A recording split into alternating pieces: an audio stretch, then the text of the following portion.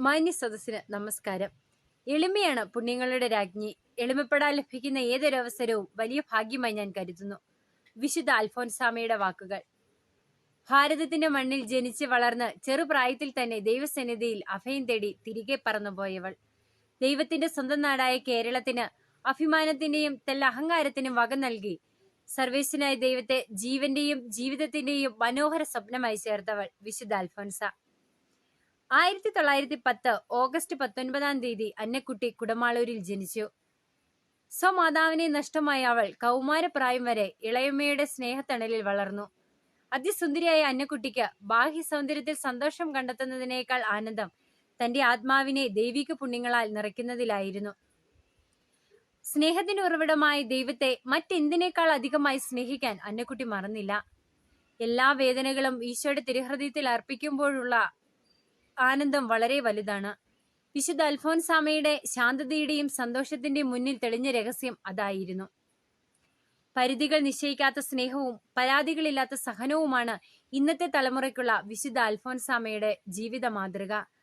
ചുറ്റുമുള്ളവരിൽ നിന്ന് ചെറിയൊരു സങ്കടമോ വിഷമമോ ഏൽക്കേണ്ടി വരുമ്പോൾ ക്ഷമ നൽകി ആ സ്നേഹബന്ധത്തെ ചേർത്ത് പിടിക്കാൻ വിമുഖത കാണിക്കുന്നവരാണ് നാം പലരും. അവിടെയാണ് വിശുദ്ധ അൽഫോൻസാമയുടെ മാതൃക ജീവിതത്തിൽ പകർത്താൻ നാം ശ്രമിക്കേണ്ടത്.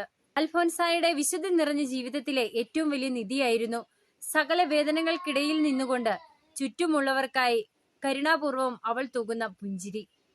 ജീവിത പ്രശ്നങ്ങളിൽ വലയപ്പെട്ട് പ്രതീക്ഷകൾ അസ്തമിച്ച അനേകായിരങ്ങൾക്ക് പുത്തൻ പ്രതീക്ഷയുടെ നവചൈതന്യം നിറയ്ക്കാൻ അവളുടെ പുഞ്ചിരി ഒരു ഔഷധമായിരുന്നു.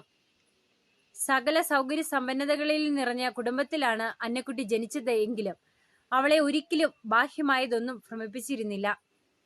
ചെറിയ നന്മകൾ കൊണ്ടും വലിയ വലിയ സഹനങ്ങൾ കൊണ്ടും അവൾ ദൈവത്തെ നേടി. ഇന്ന് പലതിന്റെയും പിന്നാലെ വ്യഗ്രതയോടെ പായുന്ന നാം നഷ്ടപ്പെടുത്തുന്നതും ദൈവത്തെ തന്നെയാണ്. പ്രാർത്ഥനയിൽ സന്തോഷവും വിശുദ്ധ കുർബാനയിൽ നിന്ന് ശക്തിയും സ്വീകരിച്ച് സ്നേഹിക്കാനും സഹിക്കാനും മാത്രം പഠിച്ചവൾ.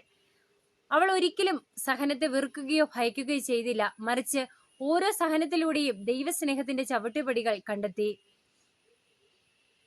സാധാരണ ഒരു മനുഷ്യ സ്ത്രീ എന്നതിലുപരി മിശിഹാനുകരണത്തിന്റെ ജ്വാലയായി അറിയപ്പെടാൻ അവൾ ആഗ്രഹിച്ചിരുന്നു.